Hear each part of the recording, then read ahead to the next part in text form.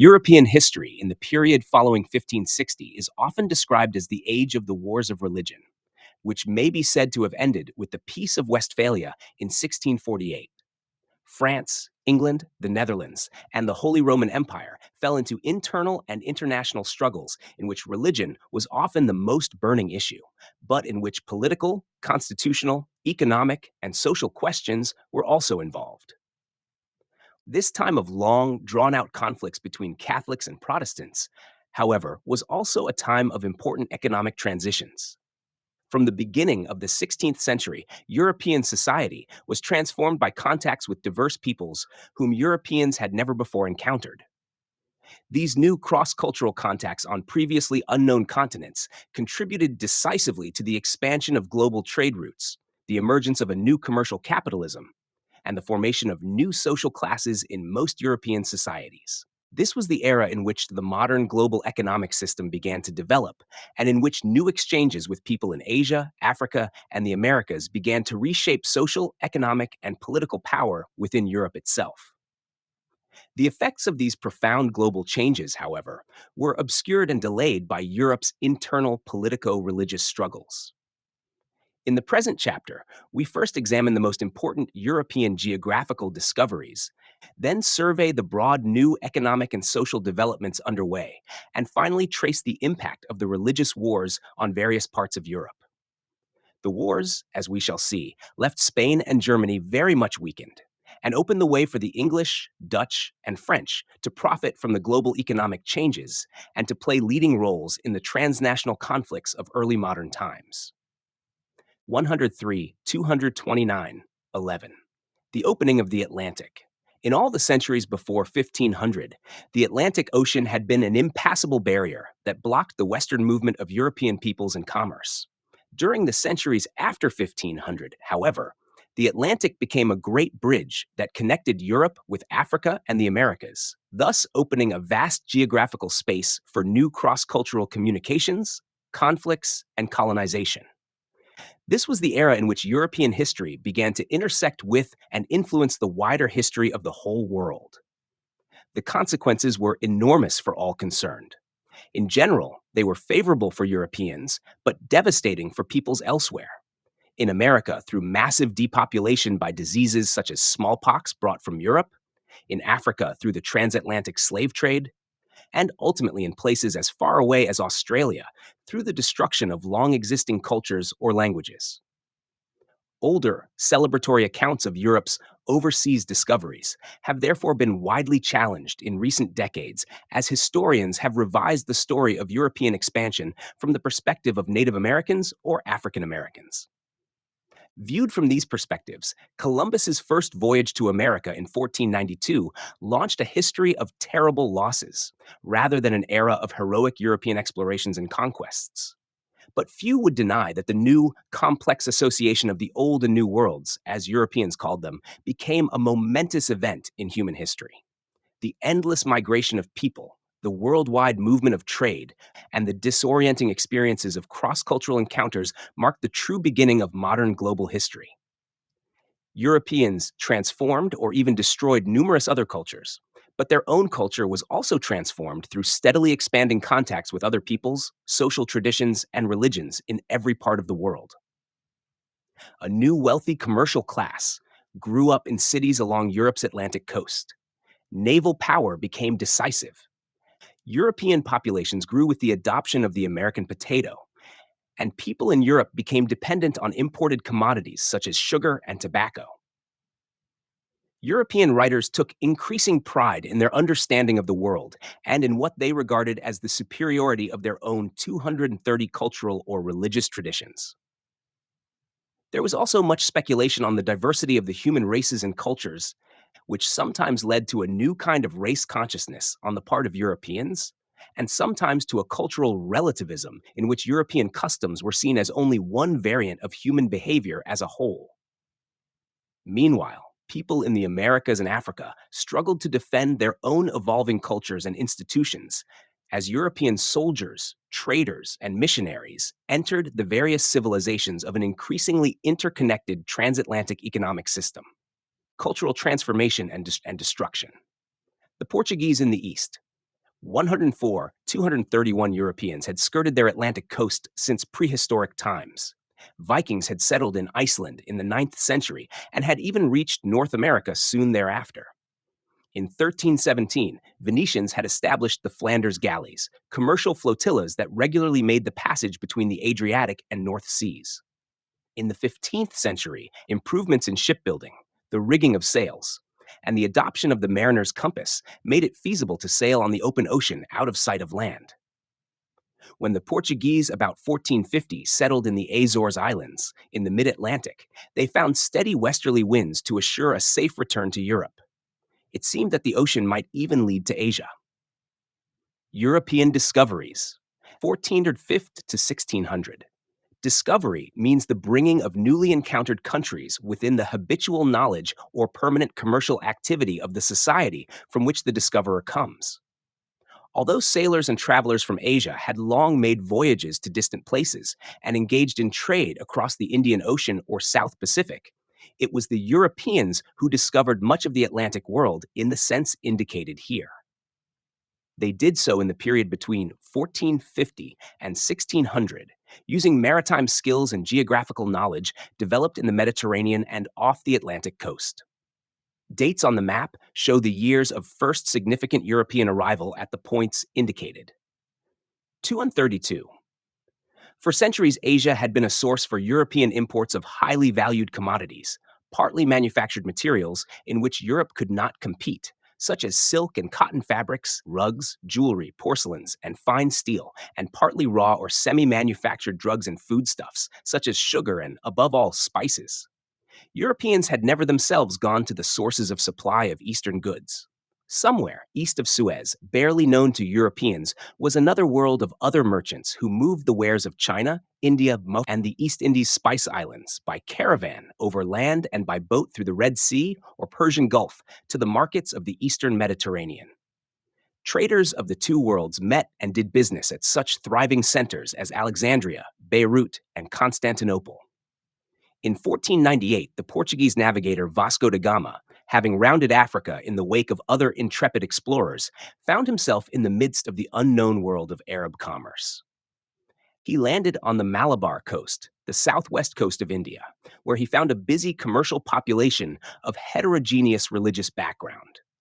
These people knew at least as much about Europe as Europeans knew about India.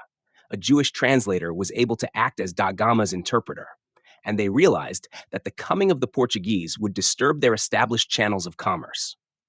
Da Gama, playing upon local rivalries, managed to load his ships with the coveted wares, but on his second voyage, 105-233 in 1502, he came better prepared, bringing a fighting fleet of no less than 21 vessels. A ferocious war broke out between the Portuguese and Arab merchants, the latter supported in one way or another by the Egyptians, the Turks, and even the distant Venetians, all of whom had an interest in maintaining the old routes of trade. For the Portuguese, trained like the Spaniards in long wars against the Moors at home, no atrocities were too horrible to commit against the infidels, whom they found as competitors at the end of their long commercial quest.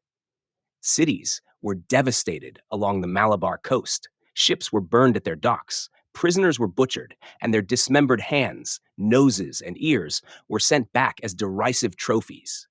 Such, unfortunately, was India's introduction to the highly assertive, brutal methods of early modern Europe's transoceanic trade. In the following years, the Portuguese built permanent fortified stations at Goa on the Malabar coast, at Aden near the mouth of the Red Sea, at Hormuz near the mouth of the Persian Gulf, and in East Africa. In 1509, they reached Malacca near modern Singapore, from which they passed northward into China itself and eastward to Amboina, the heart of the Spice Islands, just west of New Guinea.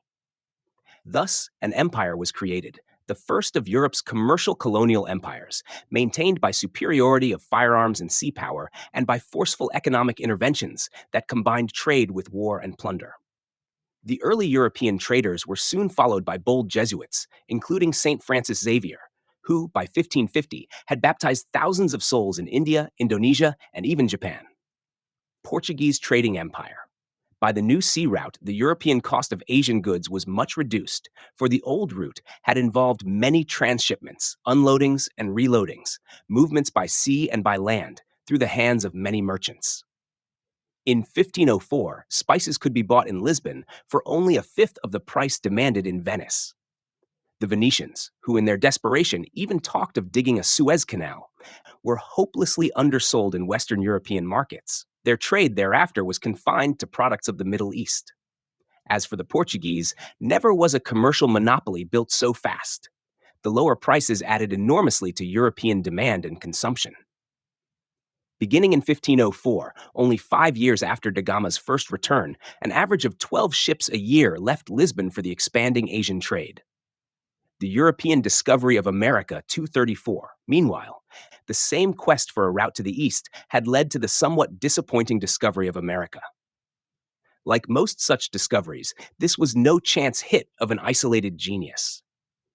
Behaim's globe, constructed in 1492, the very year of Columbus's first voyage, suggested that China could be reached by crossing the Atlantic, and thus supported the idea of sailing westward to arrive in the east. Nevertheless, it was Christopher Columbus who had the persistence and daring to undertake the unprecedented westward voyage.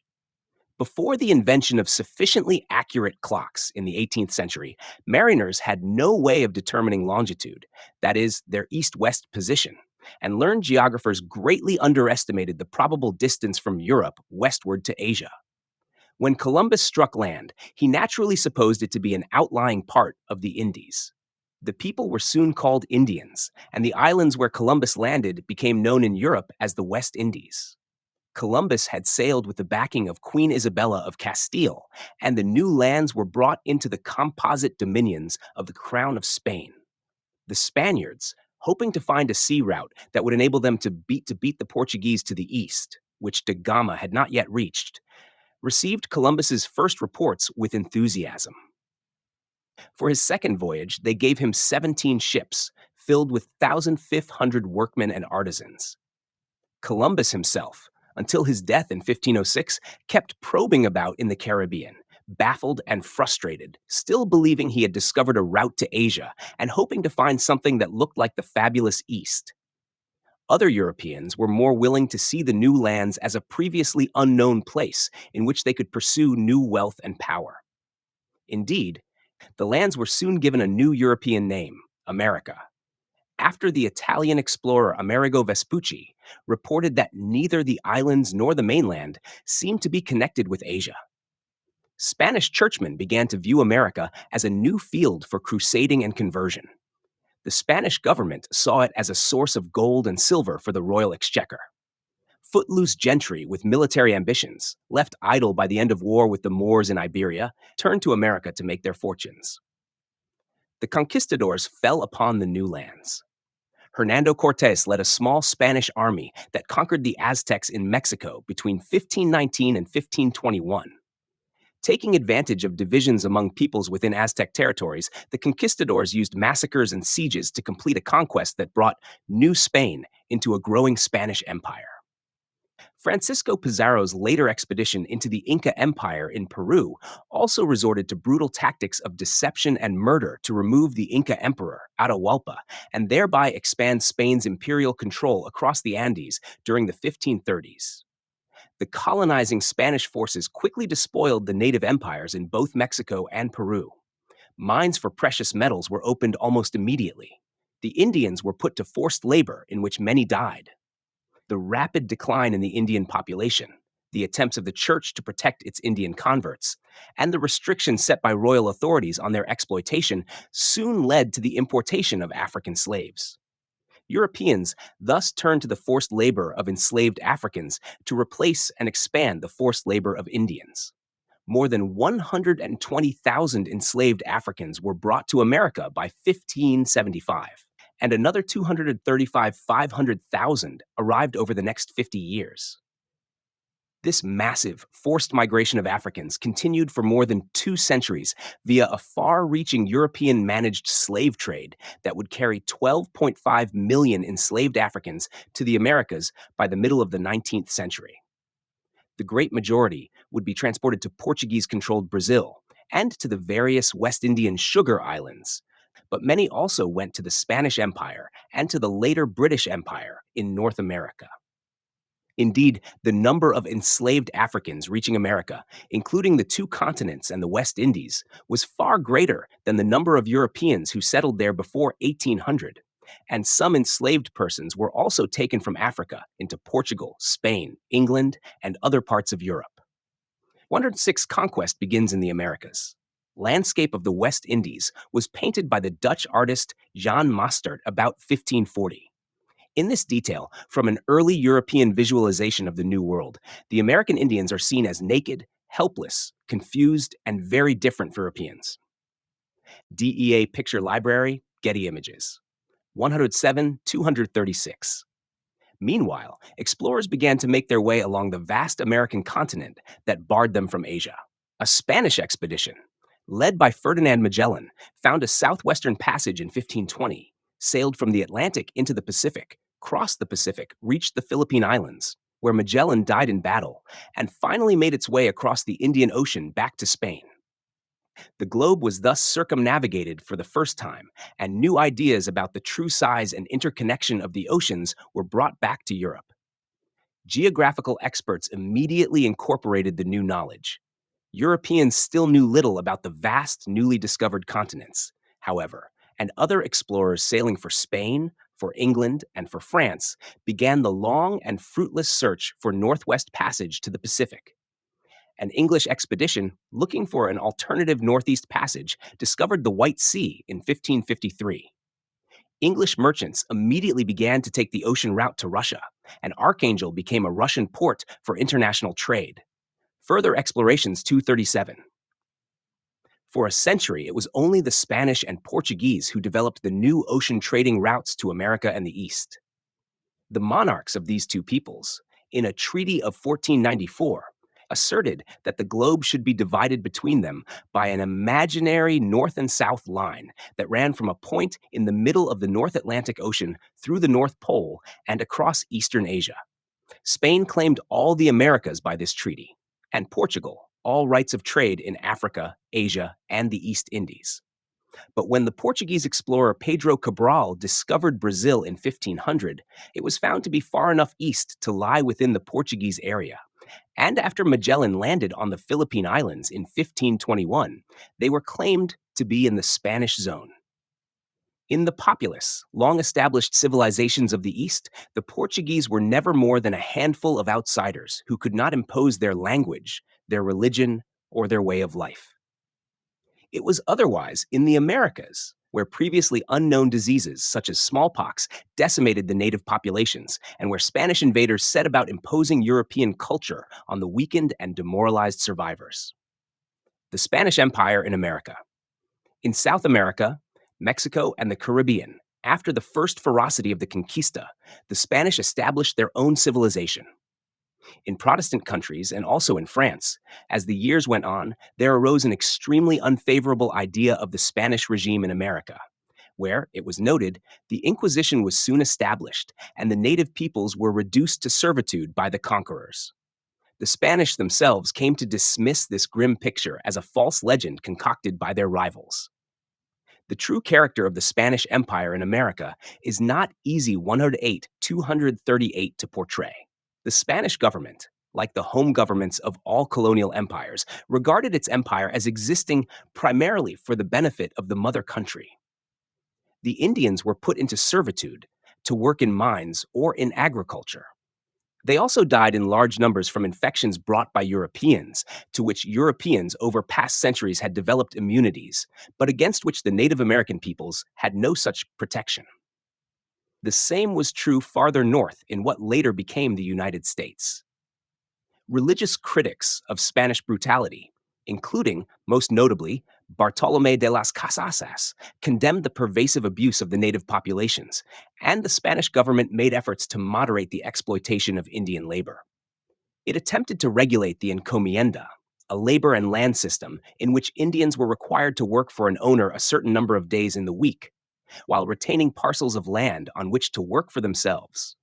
How much the royal regulations were enforced on remote encomiendas is another question, to which answers vary. Black African slavery became somewhat less important in most of the Spanish American economy than it later became in the Dutch, French, and English colonies, or in Portuguese Brazil. But the European and American born white population remained relatively small. Castilian Spaniards looked down on American born whites, called Creoles. Since fewer women than men emigrated from Spain, there arose a large class of mestizos of mixed white and Indian descent. Spanish colonial rule. The mestizos, along with many Indians, adopted to a considerable degree the Spanish language and the faith of the Spanish Church. The Indians, while unfree, had also usually lacked individual freedoms under their own tribal chiefs. The sufferings of Indians, however, took new forms under the Spanish colonial system. They faced the harsh conditions of the Spanish labor system, but they were now spared from the violence of recurring tribal wars. They also fell under the strict religious controls of the Spanish Inquisition, but they were no longer threatened by traditional Aztec or Inca rituals of human sacrifice. Meanwhile, new forms of education began to develop within the Spanish Empire. The printing press was brought to Mexico in 1544. By the middle of the 16th century, Spanish America consisted of two great viceroyal ties, those of Mexico and Peru, with 22 bishoprics, and with a university in each viceroyalty. The University of Lima was established in 1551, that of Mexico in 1553. When Harvard College was founded in New England in 1636, there were 5 universities on the European model in Spanish America. In 1545, a great discovery was made, the prodigiously rich silver deposits at Potosi in Peru. It is now in Bolivia. Almost simultaneously, better methods of extracting silver from the ore by the use of mercury were developed. American production of precious metals shot up suddenly and portentously. For years, after the mid-century, 500,000 pounds of silver and 10,000 pounds of gold flowed annually from America to Spain. The riches of Potosi financed the European projects of the King of Spain. Peruvian ores, Indian labor, and Spanish management combined to make possible the militant, anti-Protestant phase of the Counter-Reformation within Europe. The Potosi silver mines, 239. But the Spanish also found American natural resources that would become more valuable in Europe than all of the gold and silver in colonial mines, because the Indians introduced Europeans to new plants such as beans, potatoes, maize, tomatoes, and squash. These nutritious foods were taken back to Europe, where, in the long run, they became much more useful than any precious metal in the daily lives and meals of everyone in Europe. American food plants eventually transformed European agriculture, changed the cuisine in every European country, and improved the diets of people in even the poorest social classes. 109 Europeans negotiate with an African chief and his council on the Guinea coast, perhaps for the purchase of enslaved people who will be transported to America. The Europeans have guns, while the Africans have only spears. But in contrast to early European images of American Indians, the Africans are fully clothed and seated in a dignified manner. The New York Public Library Art Resource, 240. Enslaved black workers are stooped over in a diamond processing operation in Brazil, while white overseers watch with whips. The New York Public Library Art Resource, NY. 110 historical interpretations and debates. Europe and the Americas. Historians have long argued that the European encounter with the New World transformed Old World societies as well as cultures in the Americas. As these two influential historians explain in their accounts of cross-cultural exchanges and perceptions, the discovery of previously unknown lands and peoples profoundly altered both the material lives and the intellectual perspectives of early modern Europeans. Note the contrasting themes of social and cultural history that Alfred Crosby Jr. and J.H. Eliot develop in their interpretations of how European contacts with American Indians changed the history of Europe. Alfred W. Crosby Jr., The Columbian Exchange, Biological and Cultural Consequences of 1492, 1972, 2003. The American Indian produced some of the most important of all food plants. He also gave humanity such non-foods as tobacco, rubber, and certain cottons. But let us restrict ourselves to his most valuable food crops. 241 American plants enabled the European farmer to produce food from soils that, prior to 1492, were rated as useless because of their sandiness, altitude, aridity, and other factors. The American crops of primary importance in Europe have been beans, maize, and above all, potatoes. String beans and lima beans were among the chief products of 17th century Spain. The bean spread to almost all the latitudes of Europe, but the impact of maize was restricted almost entirely to the southern half of that continent. Maize has had an important influence on population growth in southern Europe. But another factor has been Europe's love affair with the common American potato. It was the Irish, of course, who first wholeheartedly adopted the potato.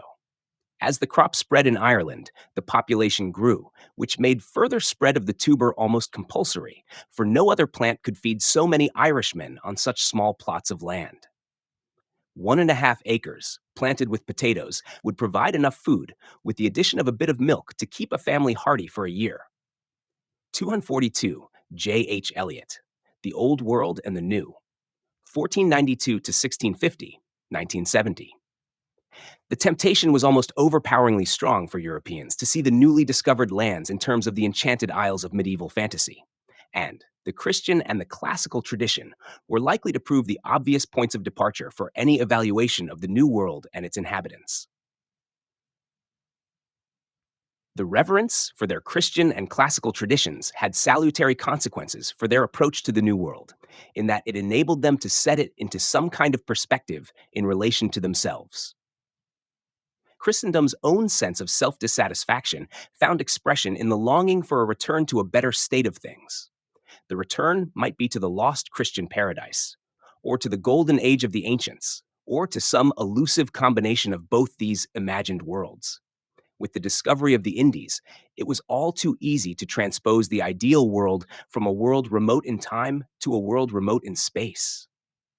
It was an idyllic picture, and the humanists made the most of it, for it enabled them to express their dissatisfaction with European society and to criticize it by implication.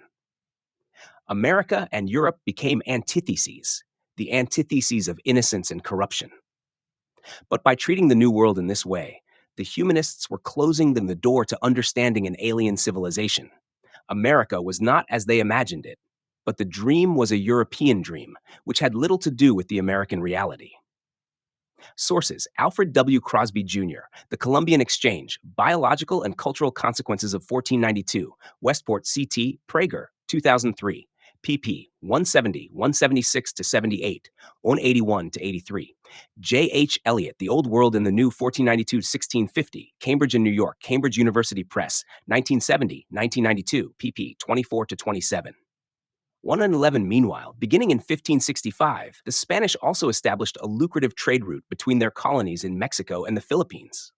Large ships called the Manila galleons carried vast cargoes of silver from Acapulco to Manila, where the silver was traded for Chinese luxury goods, spices, porcelain, silks, and ivory, all of which were transported back to Mexico and onto Europe.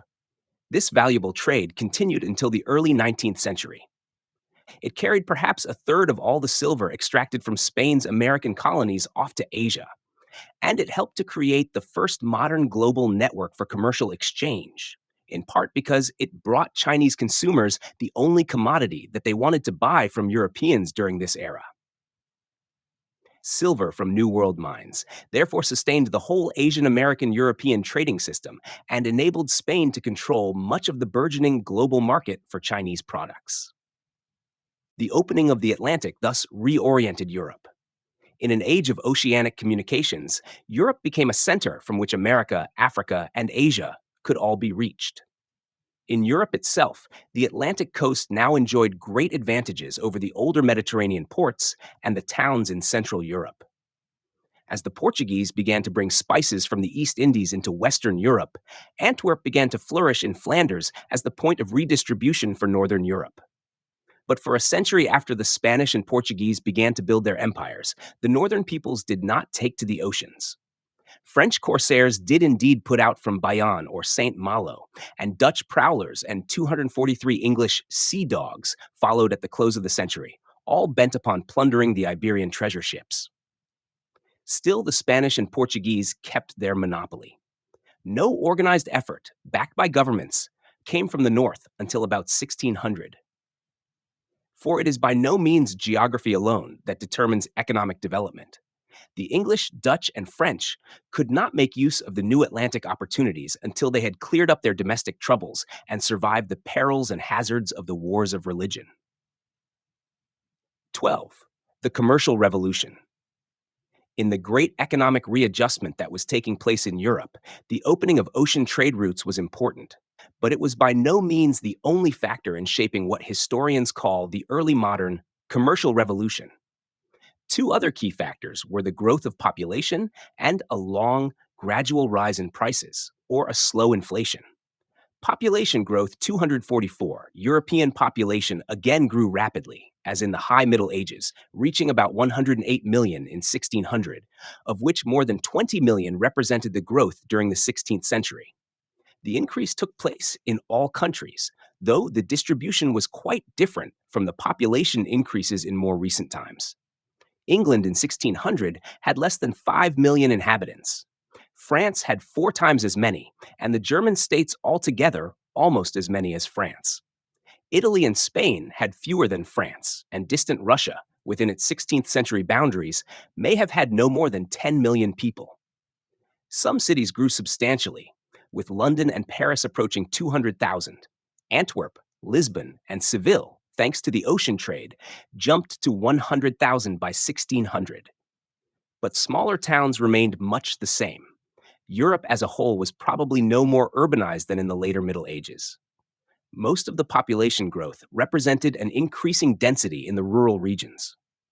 The steady rise in prices, which is to say, the steady decline in value of a given unit of money, such as an English shilling, constituted a 112 gradual inflation.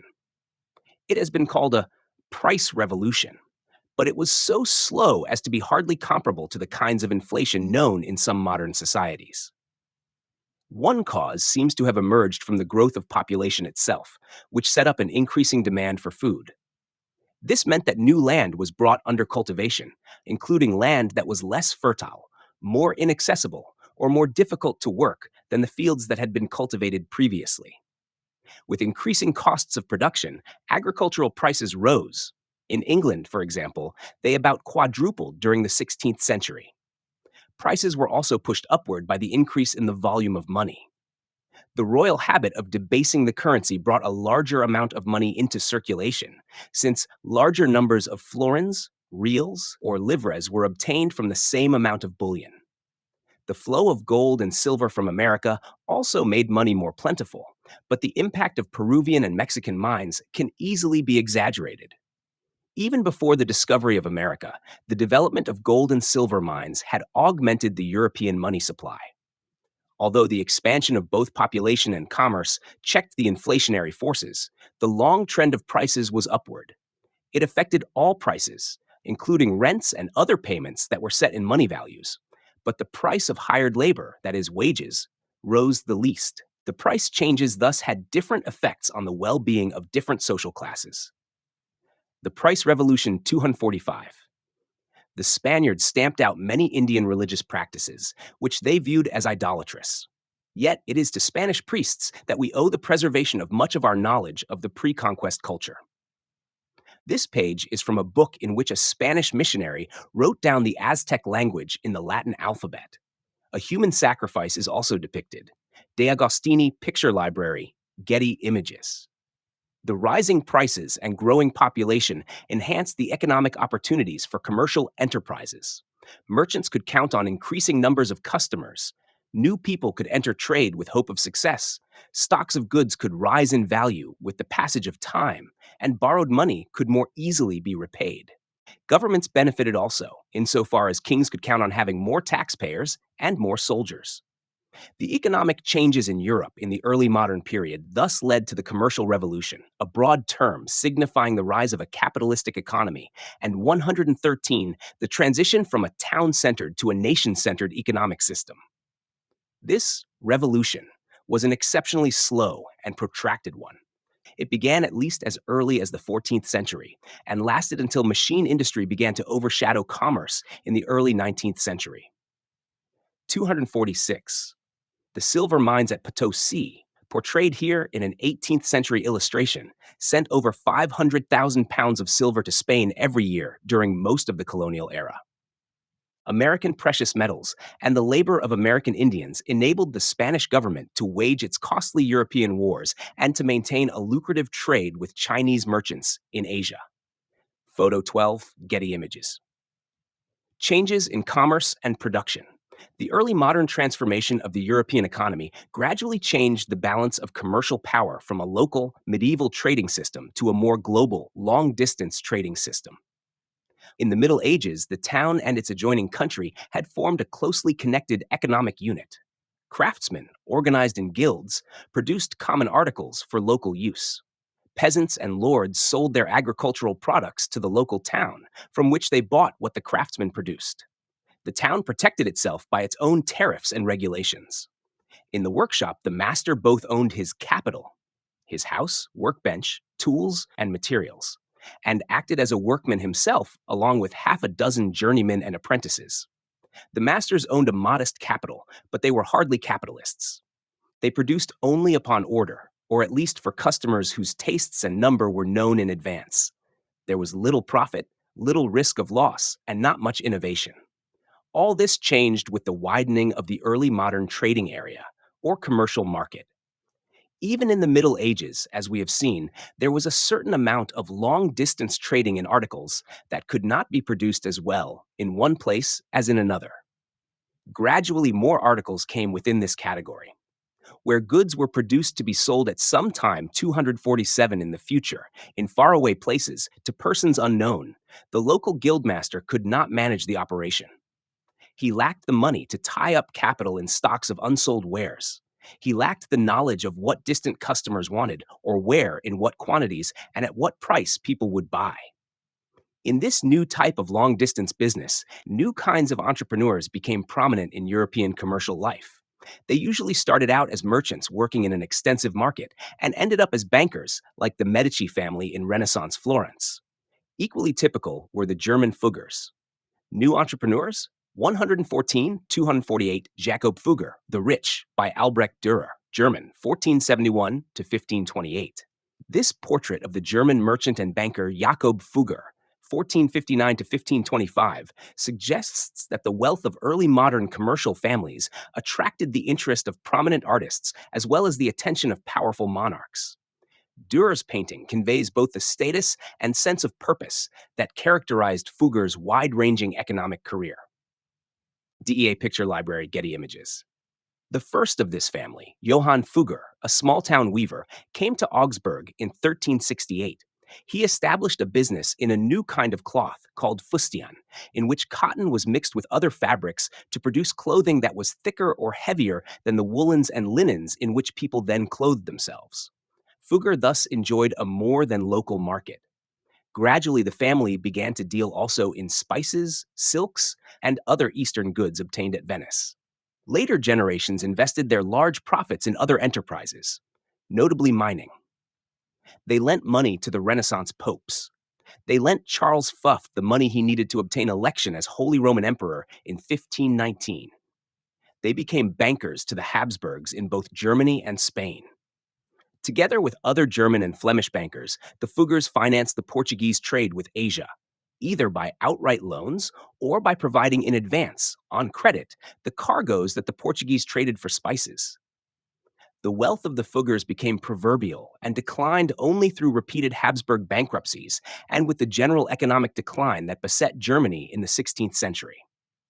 By that time, however, the family had become a kind of model for the transnational commercial practices that were reshaping the 16th century European economy. Other dealers in cloth, less spectacular than the first Fugger, broke away from the town and guild framework in other ways. England until the 15th century was an exporter of raw wool and an importer of finished woolens from Flanders. In the 15th century, certain English entrepreneurs began to develop the spinning, weaving, and dyeing of wool in England. To avoid the restrictive practices of the towns and guilds, they put out the work to people in the country, providing them with looms and other equipment for the purpose, of which they generally retained the ownership themselves. This putting out or domestic system spread very widely outside the guild system, and by the early modern 115 period, typically depended on a gendered division of labor. Women usually did the work of spinning wool into thread, hence the later English term for an unmarried woman, spinster. Men usually wove the thread into cloth. In France, the cloth dealers of Rouen, feeling the competition of the new silk trade, developed a lighter, cheaper, and more simply made 249 type of woolen cloth. Various guild regulations in Rouen, to protect the workers there, prohibited the manufacture of this cheaper cloth. The Rouen dealers, in 1496, took the industry into the country, installed looms in peasant cottages, and farmed out the work to the peasants. The new commercial enterprises therefore weakened the guild's economic influence and created new processes for both the production of goods and the accumulation of capital.